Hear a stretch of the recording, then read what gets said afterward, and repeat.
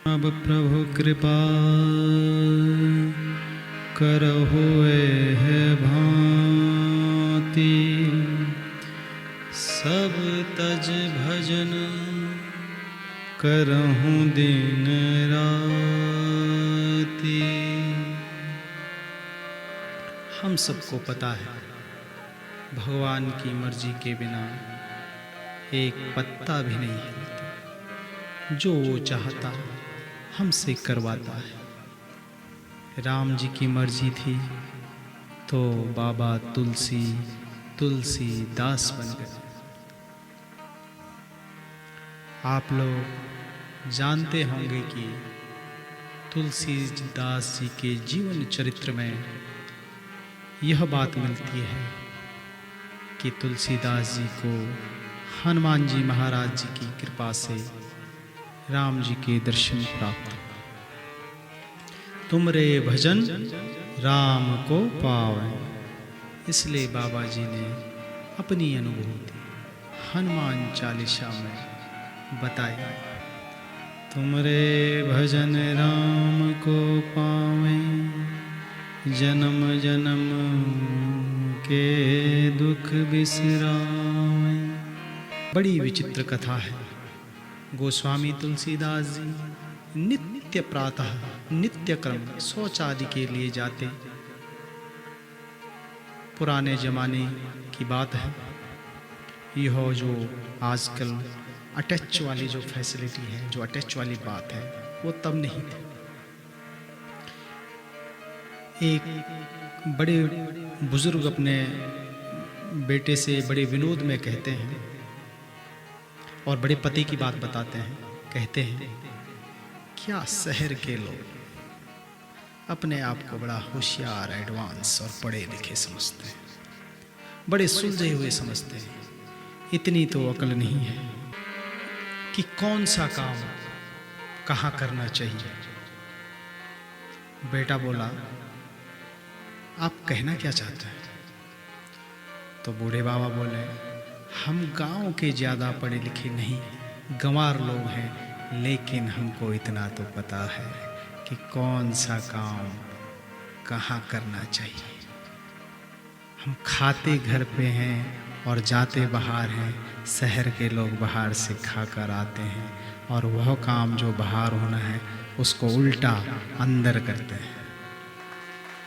तुलसीदास जी भी नित्य क्रम लौटते समय, जब नित्य क्रम से लौटते थे तो जो लोटे में थोड़ा सा पानी बच जाता था, वापसी में एक पेड़ के तने में बचा हुआ पानी डालकर लोटा खाली कर देते थे।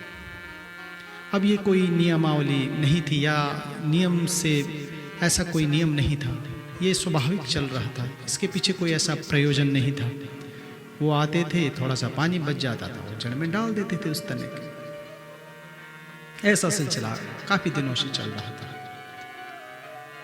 जो संत होते हैं वो बिना प्रयोजन के तो कुछ करते नहीं हैं और सहज ही वो किसी का हित हो जाता है। नित्य क्रम से लौटते। एक दिन क्या हुआ, तुलसीदास जी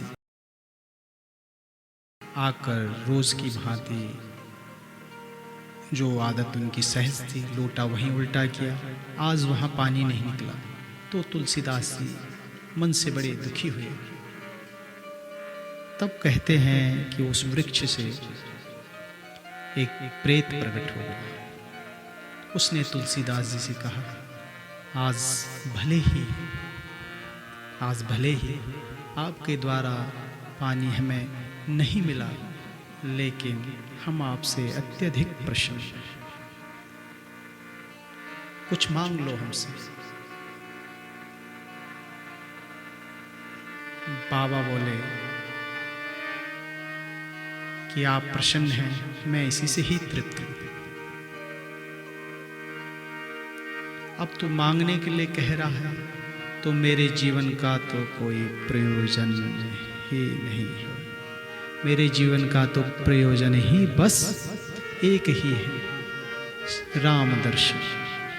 श्री राम राघवेंद्र सरकार जी के दर्शन हो जाएं, यही इस जीवन की अभिलाषा। इसलिए हम सब कुछ छोड़कर इस चित्रकूट धाम में भजन कर रहे हैं। हमको तो बस केवल परम प्रभु मेरे राम के दर्शन चाहिए। अच्छा, एक बात ध्यान देने योग्य है, अपने इष्ट में अगर निष्ठ हैं, अपने इष्ट में अगर निष्ठ हैं तो वो निष्ठा आपको जरूर प्रतिष्ठा दिलाई। यही तुलसीदास जी के साथ भी होता है। ऐसे नहीं कि आज ये वाले बाबा, कल वो वाले बाबा, आज यहाँ चादर चढ़ा ली, कल वहाँ से बभूति ले ली। तो अपने इष्ट में निष्ठ रहिए। तो उस प्रेत ने कहा, यह कैसे हो सकता है? यह मेरे से होता तो मैं क्या प्रेत होता? तो तुलसीदास जी ने कहा, सिवाय इसके तो हमको और कुछ चाहिए ही नहीं। तो उस प्रेत ने कहा कि यह कैसे हो सकता है? यह अगर मेरे से होता तो मैं क्या प्रेत होता? तो तुलसीदास जी ने कहा, सिवाय उसके हमें और कुछ नहीं चाहिए। तो प्रेत ने सोचा, यह बाबा जी हमको रोज पानी दे रहे थे, तो हमें भी इनके लिए कुछ करना चाहिए। तो उस प्रेत ने कहा, बाबा जी राम दर्शन तो हम नहीं करा सकते, लेकिन आपको हम श्री हनुमान जी से मिला सकते हैं। आपको हम श्री हनुमान जी से मिला सकते हैं। हनुमान जी का पता हमको रखना पड़ता है, क्योंकि श्री हनुमान जी का पता हमको रखना पड़ता है। उनका रोज कार्यक्रम कहाँ होता है, इसकी पहले से ही जानकारी हमारे सभी लोगों को रखनी पड़ती है, क्योंकि जहाँ भी उनके कार्यक्रम होते हैं वहाँ से हमको दूर रहना पड़ता है, क्योंकि भूत पिशाच निकट नहीं आवे, महावीर जब नाम सुनावे। इसलिए जहाँ भी हनुमान जी का कार्यक्रम होता है वहाँ से हमें दूर रहना होता है। उनके कार्यक्रम कहाँ है उसकी पूरी जानकारी हमारी बिरादरी के पास होती है। सारी जानकारी ही हमारी बिरादरी के लोग रखते हैं। तो यदि आप कहें तो हम श्री हनुमान जी से आपको मिला सकते हैं, और हनुमान जी आपको श्री राम जी से मिला सकते हैं, क्योंकि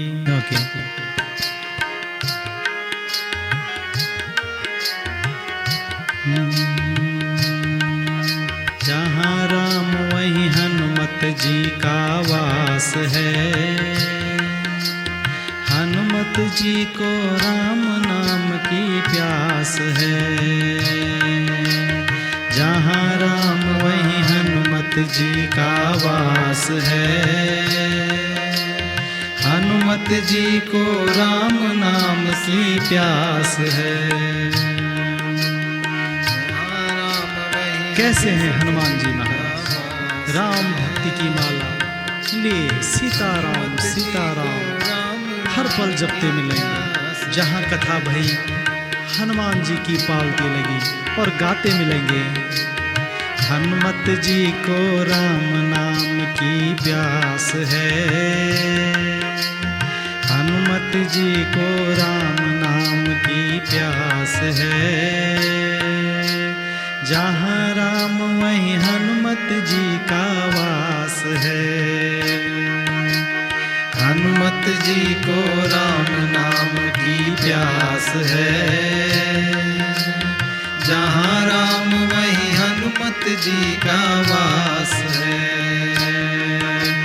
सीता राम के चरणों में ही निवास है।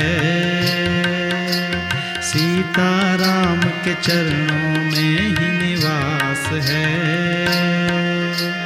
जहाँ राम वहीं हनुमत जी का वास है। जहाँ राम वहीं हनुमत जी का वास है। हनुमत जी को राम नाम की प्यास है। सभी लोग जहाँ राम वहीं हनुमत जी का वास है। जहाँ राम वहीं हनुमत जी का वास है। जहाँ जी वास है। बोलो सीताराम भगवान की जय हो, भक्तवत्सल भगवान की जय हो। तो यहाँ तो सहज ही माध्यम मिल गया। बाबा ने प्रीत से बोला तो भाई उनसे ही मिला दो। प्रेत हनुमान जी से मिलाने के लिए सहज ही तैयार हो। उसने कहा एक काम करिए बाबा, यहाँ एक राम कथा चल रही है और वहाँ श्री हनुमान जी महाराज नित्य कथा सुनने के लिए आते हैं। वे एक कोढ़ी के रूप में आते हैं, एक कोढ़ी के रूप में वो आते हैं और आके पीछे बैठते हैं, लोगों से दूर दूर ही बैठते हैं। वह अपने आप को छुपा कर बैठते हैं। तो आप वहाँ जाइए, सबसे पहले वह आ जाते हैं और कथा संपूर्ण समाप्त होने के बाद वह प्रसाद लेकर जाते हैं। आप उनके चरण पकड़ लीजिएगा। वो हनुमान ही हैं जो चंद्र जी से आपको मिलवा सकते हैं। राम काज लगे तब अवतारा, क्योंकि उनका अवतार ही राम काज के लिए हुआ है। राम तुलसीदास जी ने कहा धन्यवाद। प्रेत बोला देखिए वह मना करेंगे, देखिए वह मना करेंगे कि मैं वह नहीं हूँ, पर तब आप उनकी बात पर विश्वास मत करना। अच्छा कमाल की बात तो ये है कि प्रेत बोल रहा है कि आप हनुमान जी की बात पर विश्वास मत करना और मेरी बात पर विश्वास करो कि वो हनुमान ही हैं। क्योंकि हम जानते हैं चाहे वह लाख रूप बदल ले, लेकिन वो हनुमान ही हैं। तो उनकी बात पर विश्वास मत करना और हमारी बात पर विश्वास करना। ये प्रेत तुलसीदास जी महाराज को बताता है। जहाँ राम कथा हो रही थी वहाँ तुलसीदास जी महाराज पहुँचे। देख लिया हनुमान जी को एक कोढ़ी के रूप में पीछे बैठकर कथा श्रवण कर रहे हैं, भाव से भरे, आंखों में अश्रु, भाव से भरे आंखों में अश्रु, जिह्वा निशब्द, बस राम नाम का ध्यान, सीताराम सीताराम सीताराम। कथा पूरी होने के बाद जब वे जाने लगे तो तुलसीदास जी ने जाकर चरण पकड़ लिए। हनुमान जी दूर हटने लग गए। अरे भाई कौन है, दूर रहिए, आपको पता नहीं मेरे शरीर की क्या दशा है। तो तुलसीदास जी ने कहा आप श्री हनुमान जी हैं, हमको पता है। हनुमान जी बोले आपको किसी ने बहकाया है, आप दूर रहिए। मैं तो राम कथा का श्रवण करने, अपने आप को धन्य करने यहाँ आया हूँ। भाई मैं तो कथा सुनने आया हूँ। आह सीताराम चरित अति पावन, मधुर सरस और अति मन भावन। सीताराम। बाबा जी भी कहाँ मानने वाले थे। तुलसीदास जी ने कहा नहीं मैं आपके चरणों को नहीं छोड़ूंगा। सब लोग चले गए, कोई नहीं था। हनुमान जी ने इधर उधर देखकर कहा कि यार बड़े पीछे लगो हो, पीछे ही पड़ गए, क्या बात है बोलो। तुलसीदास जी मुस्कुरा के बोले आप हनुमान जी ही है ना। हनुमान जी बोले हाँ बोलो क्या बात है। धन्य हो गए हम, हे प्रभु हमें राम दर्शन करा दीजिए। चरण पकड़कर बाबा अनुनय विनय करने लगे, आर्त होकर कहने लगे मुझे मेरे राम मिला दो, तेरे शरण में आया है हनुमान। मुझे मेरे राम मिला दो, तेरे शरण में आया है हनुमान। पर होती है, जब भक्ति चरम पर होती है तो अश्रु आंसू सब कुछ बोल देते हैं, होंठ खामोश होते हैं। और यही हाल तुलसीदास जी का है। वे हनुमान जी से प्रार्थना कर रहे हैं।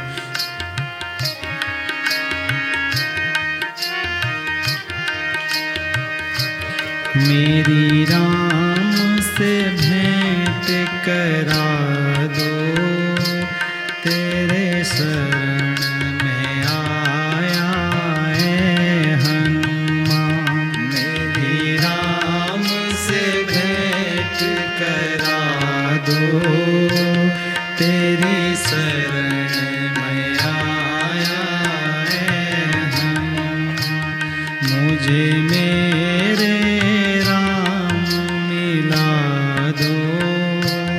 तेरे शरण में आया है हनुमान।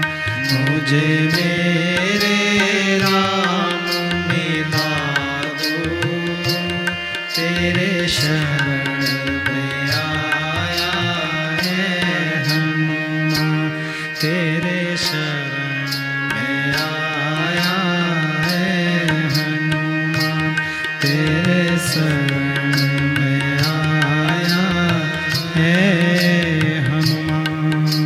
सीताराम।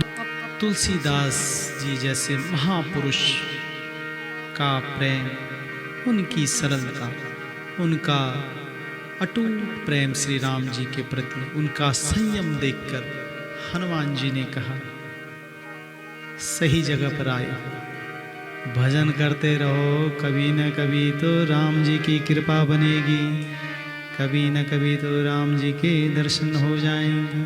श्री राम नाम का स्मरण, श्री राम नाम जी का भजन, श्री राम नाम का वंदन करते रहो। हनुमान जी के वचनों में विश्वास, हनुमान जी को सद्गुरु रूप है, हनुमान जी जो हैं वो सद्गुरु रूप हैं। हनुमान जी को गुरु मानकर, हनुमान जी रुद्रावतार हैं। भगवान रुद्र को तुलसीदास जी ने रामचरितमानस में त्रिभुवन गुरु कहा है। भगवान शिव को तुलसीदास जी ने त्रिभुवन गुरु कहा है। तुम त्रिभुवन गुरु वेद बखाना। भगवान शिव त्रिभुवन गुरु हैं, हनुमान जी रुद्रावतार हैं। और साधना के पथ पर ऐसे सद्गुरु की आवश्यकता होती है।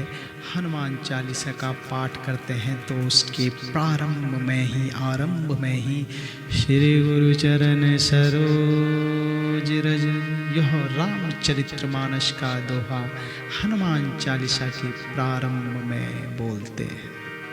किसी एक महापुरुष ने ऐसा भाव बताया है कि वह इसलिए हनुमान जी के गुरु रूप हैं। हनुमान जी को गुरुत्व के रूप में लेना चाहिए, हनुमान जी को गुरु मान लेना चाहिए। हनुमान जी ही जीव और शिव को मिलाते हैं और राम जी को मिलाने में भी हनुमान जी ही सहायक हैं। राम जी से अधिक राम जी के दास की महिमा है। हम देखते होंगे प्रायः राम जी से भी ज़्यादा मंदिर श्री हनुमान जी महाराज जी के हैं। एक घटना आपको सुनाते हैं। एक बार एक नया शादीशुदा जोड़ा मेले में गए। घर से तो हाथ पकड़ कर गए, पर मेले में बेचारे बिछड़ गए। वहां मेले में उनका मेल बिछड़ गया। दोनों भीड़ से इधर उधर हो गए। साथ दोनों एक दूसरे को ढूंढे, परेशान, बहुत परेशान थे। ऐसे में जो मौके का फायदा उठाने वाले पहले ही भाप जाते हैं कि ये बंदा बड़ा परेशान है, बच्चा परेशान है, बाबा बच्चा परेशान है। ताबीज वाले ताबीज लेके पहुंच जाते, भभूति वाले भभूति देने लग जाते हैं। तभी उन सज्जन ने देखा सामने श्री राम जी का मंदिर है।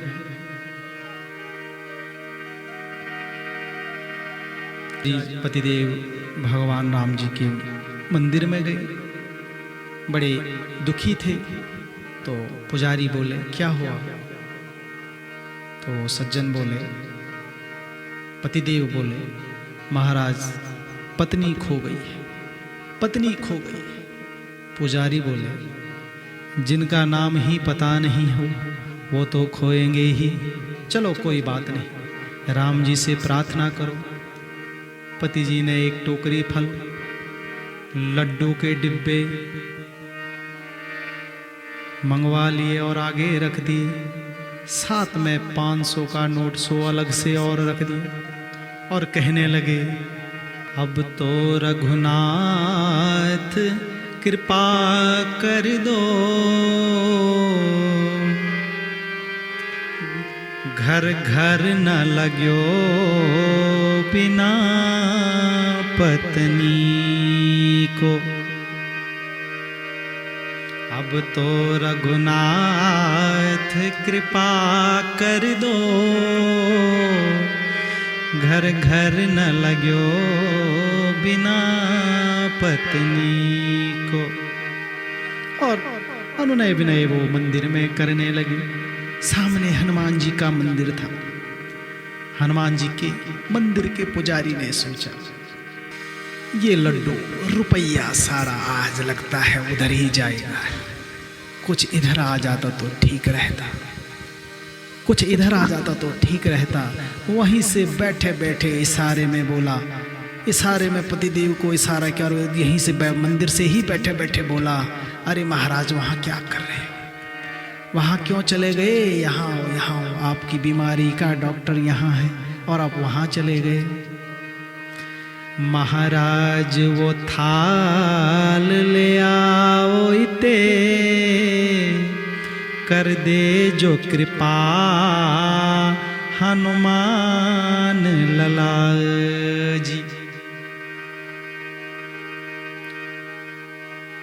कर दे जो कृपा हनुमान लला जी। हनुमान जी के पास आओ, काम बन जाएगा। पंडित कहने लगा हनुमान मंदिर वाला, हनुमान जी से विनती करो और आपके सब काम बन जाएगा। उनसे कहने लगा, हनुमान से जो विनती करो, फिर से तुम्हें साथ मिले पत्नी को। पति महाराज बोले, क्या बात करते हो? हनुमान जी तो सेवक हैं, हनुमान जी तो सेवक हैं, राम जी स्वामी हैं और राम जी तो उनके स्वामी हैं। पंडित जी बोले, स्वामी सेवक की बात छोड़ो, स्वामी और सेवक की बात छोड़ दो, ये विभाग की बात है, ये काम राम जी नहीं कर पाएंगे। पति बोला, ऐसे कैसे नहीं करेंगे, ऐसे कैसे नहीं करेंगे? तो हनुमान मंदिर जी के पुजारी बोले, तेरी पत्नी को मिलाए कहाँ, जो पता न लगा पायो अपनी को। अरे तेरी वाली को कहाँ से ढूंढेंगे, जो अपनी भी जब इनकी खोई थी तो इन्होंने ही पता लगाया था, हनुमान जी महाराज ने ही इनको इनकी पत्नी ढूंढ के दी। बात पति जी के मन में जच गई। महाराज बात तो जच गई, पुजारी जी ने तो अपने मतलब के लिए तर्क दिए, चाहे वो तर्क कुतर्क थे, पर उन्होंने तो अपना मतलब साधने के लिए तर्क दे रहे थे। और आनंद आ गया। पतिदेव जैसे ही हनुमान जी के मंदिर में पहुँचे, ऐसे ही हनुमान जी के मंदिर में आए, तब तक क्या देखें कि पत्नी जी भी वहीं दर्शन की लाइन में खड़ी है। पत्नी भी वहीं दर्शन के लाइन में खड़ी और सबके मुख से निकल पड़ा, चाहे विनोद में ही सही, चाहे हास्य में ही सही, पर राम ते अधिक राम के दासा। बोलो सीताराम, बोलो भक्तवत्सल भगवान की जय, हनुमान जी महाराज की जय। राम ते अधिक राम के दासा, राम कथा के माध्यम से स्पष्ट है कि सुग्रीव जैसा विषयी जीव, लेकिन राम सुग्रीव जी को अपनाते हैं तो उसका कारण इतना ही है कि सुग्रीव जी श्री हनुमान जी के चरणों में हैं, श्री हनुमान जी के सानिध्य में, श्री हनुमान जी के कृपा पात्र हैं। सुग्रीव का हनुमान के प्रति बड़ा विश्वास है। हनुमान ने उसको अपनाया और जिसको भी हनुमान ने अपनाया उसे श्री राम जी ने अपनाया। बस आपका हृदय भक्ति भरा होना चाहिए। आपके हृदय में एक ऐसा स्थान हो जहाँ आकर करुणानिधि करुणा सागर श्री रामभद्र जी को बिठा सकें। और यह तभी संभव है जब प्रभु से प्रेम हो। प्रेम क्या होता है? प्रेम है क्या? एक आभासित बोध। प्रेम एक आभासित बोध है। प्रेम क्रिया नहीं, स्थिति है। आप अनुभूति में लीजिए तो सही, राम नाम अपना कर देखिए तो सही, आर्त होकर शरणागत होकर देखिए तो सही। ज्ञानी कहता भगवान ऐसे हैं, ऐसे अनुष्ठान कीजिए, ऐसे पूजा कीजिए, ऐसे यज्ञ कीजिए, ऐसे ये विधि आप अपनाइए तब भगवान प्राप्त होंगे। और भक्त की महिमा देखिए महाराज, तो अपने अनुरूप भगवान को कर देते हैं। गोपियाँ भगवान को नचा रही हैं। प्रहलाद को विश्वास तो भगवान खंबे को फाड़ कर निकल आए। मीरा जी को विष के प्याले में भगवान के दर्शन। केवट जी, सुदामा जी, सबरी जी, अनेकों अनेक भक्त तो प्रभु को, जिन्हें प्रभु ने आके दर्शन दिए, जिनको आके प्रभु को दर्शन देने पड़े, यही भक्ति की शक्ति है। यही भक्ति की शक्ति है महाराज। और हर मन में हर पल यही सोच बननी चाहिए, राम जी के, राम जी हमारे हैं, राम जी के, राम जी हमारे हैं। भगवान आनंद के सिंधु हैं, जो आनंद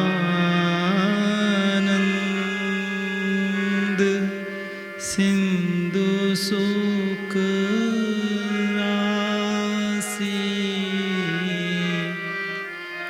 जो आनंद सिंधु सुख राशि। जो आनंद आ रहा है भगवान दे रहे हैं, और जो दुख आ रहे हैं वो आपके कर्मों का फल है। कर्म प्रधान विश्व करी राखी, जो जस करे तसे फल चाखा। अगर ये स्वीकार ना आ गया तो दुख काहे का, अगर ये स्वीकार ना आ गया तो दुख काहे का। और सारा सर्वत्र आनंद ही आनंद। महाराज इसलिए ध्यान रहे, कभी भी किसी को ठेस न पहुंचाए, कटु वचन, कटु वाणी, कटु शब्द न बोले। कुमार विशु जी का एक बहुत सुंदर सा भजन है। नहीं चाहिए दिल दुखाना किसी का, नहीं चाहिए दिल दुखाना किसी का। सदा ना रहा है, सदा ना रहा है जमाना किसी का। नहीं चाहिए दिल दुखाना किसी का, नहीं चाहिए दिल दुखाना किसी का, नहीं चाहिए दिल दुखाना किसी। कोशिश करो हमारी वाणी से किसी का हृदय न दुखे, किसी को पीड़ा न पहुंचे, किसी का दिल न दुखे। हर प्रकार के घाव भर जाएंगे, लेकिन जो घाव हृदय में लगे हैं वो आसानी से नहीं भरते। नहीं चाहिए दिल दुखाना किसी का, नहीं चाहिए दिल दुखाना किसी का। सदा ना रहा है, सदा ना रहेगा जमाना किसी का।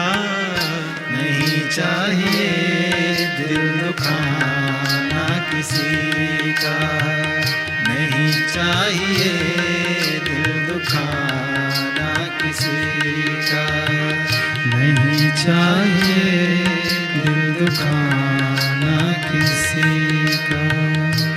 तारा सूरदास जी को एक बार किसी ने कहा, आप तो अंधे हैं, फिर मंदिर में क्यों आते हैं, क्या देखने आते हैं, जब कुछ दिखता ही नहीं महाराज तो आते क्यों हैं? तो सूरदास जी महाराज बोले, भैया अंधा तो मैं हूं, भगवान थोड़े ही अंधे हैं। भैया भगवान थोड़े ही अंधे हैं, अंधा तो ये सूरदास है। तो महाराज आपके हर बात की खबर उसको है। लित सदा सुधि दीन की, सहज दया के धाम। हर पल सबकी खबर उनको है, वे सर्वंतर्यामी हैं। भगवान भक्ति से रीझते हैं। भक्ति कई प्रकार की होती है, 9 प्रकार की भक्ति बताई गई है, जिसे नवधा भक्ति भी कहते हैं। और नवधा भक्ति के प्रथम सूत्र में सुनने की बड़ी महत्ता है, श्रवण की, कथा श्रवण की बड़ी महत्ता है। हम अपने कानों से शुभ सुने, कल्याण में वचन सुने, किसी की बुराई, किसी की आलोचना, किसी की उपेक्षा ना करें। ओम भद्रं कर्णे विशृणुयाम देवः। ये नवधा भक्ति के प्रथम सूत्र में बताया गया है कि क्या सुने।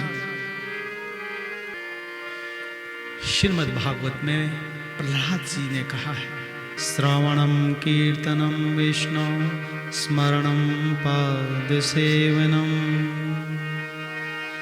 अर्चनं वंदनं दास्यं सखयम् आत्मनिवेदनम्। भगवान विष्णु के नाम रूप गुण और प्रभाव का श्रवण कीर्तनम और स्मरणम तथा भगवान की चरण सेवा पूजन वंदन एवं भगवान के दास भाव सखा भाव में अपने आप को समर्पण कर देना, यह 9 प्रकार की भक्ति है। इन सब में भी जो सर्वप्रथम अनिवार्य है श्रवण, सुनना। जिनके श्रवण समुद्र समान। कथा, प्रभु की जो कथा है वो रस की नदियां हैं। प्रेम रूपी नदी, भक्ति रूपी नदी, भाव रूपी नदी, श्रद्धा रूपी नदी, अनुग्रह रूपी नदी, विरह रूपी नदी, वात्सल्य रूपी नदी। आपको भगवान में तदाकार कर पाएंगे, तभी अपने आप को भगवान में तदाकार पाएंगे जब कथा रस का श्रवणपान कर पाएंगे। से सारी सरिताएं, सारी नदियां समुद्र में आकर समाहित हो जाती हैं।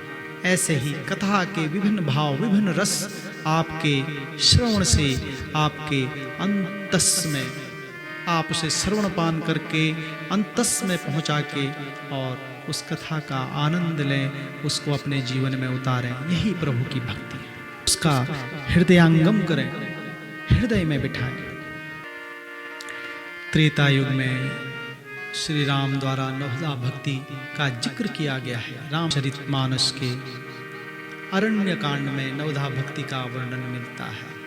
नवधा भक्ति कहूँ तो ही पाही, सावधान सुनो धर्मन माही। श्री राम बोले शबरी माता से, हे भामनी, मैं तो केवल भक्ति का ही संबंध मानता हूँ। जाति पाति कुल धर्म बड़ाई धन बल कुटुंब गुण एवं चतुराई इन सबसे परे हूँ। इन सबके होने पर भी भक्ति रहित मनुष्य जलहीन बादल सा लगता है। उन्होंने शबरी को नवधा भक्ति का उपदेश दिया, जो हम आगे श्रवण पान करेंगे। हम सब जानते हैं हमारा ये शरीर 5 तत्वों का बना है। बाली को मृत्युशैया पर देख तारा को व्याकुल देखकर श्री रघुनाथ जी, श्री राघवेंद्र सरकार ने उसे ज्ञान दिया। क्षिति जल पावक गगन समीरा, पंच रचत अति अधम शरीरा। क्षिति पृथ्वी जल अग्नि आकाश और वायु, और इन्हीं 5 तत्वों में हम विलीन हो जाते हैं। जहाँ से जो चीज आई थी वो चीज वहाँ चली जाती है। रह जाता है तो सिर्फ ये आत्मा, आत्मा अमर है। तो मृत्यु किसकी होती है? शरीर की, जो पहले भी आपका नहीं था, बाद में भी आपका नहीं है। बोलो सीताराम। फिर काहे की चिंता, फिर काहे की टेंशन।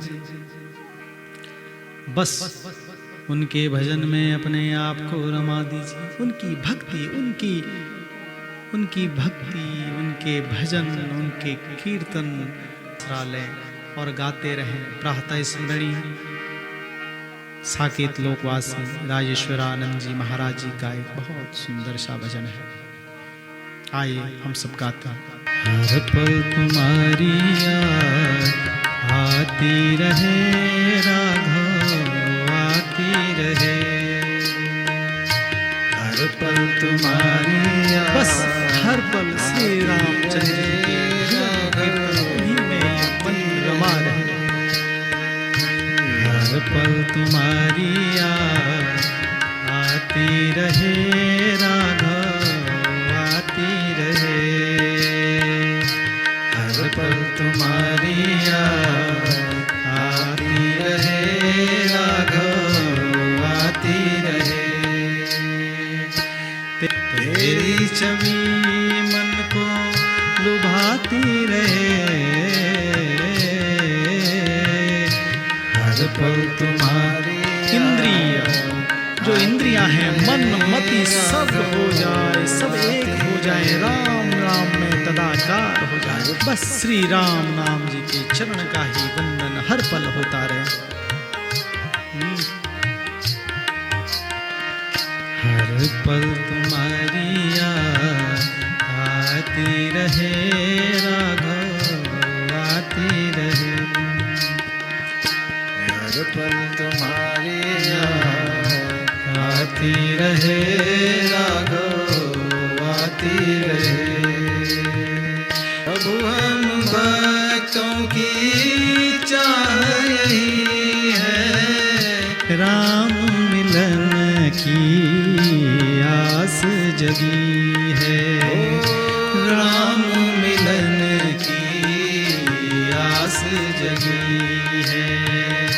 जिह्वा तेरा नाम लेती रहे। हर पल तेरा याद आती रहे राघव, आती रहे।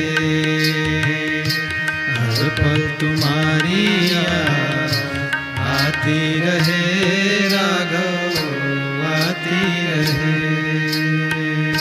आती रहे, आती रहे। सीताराम।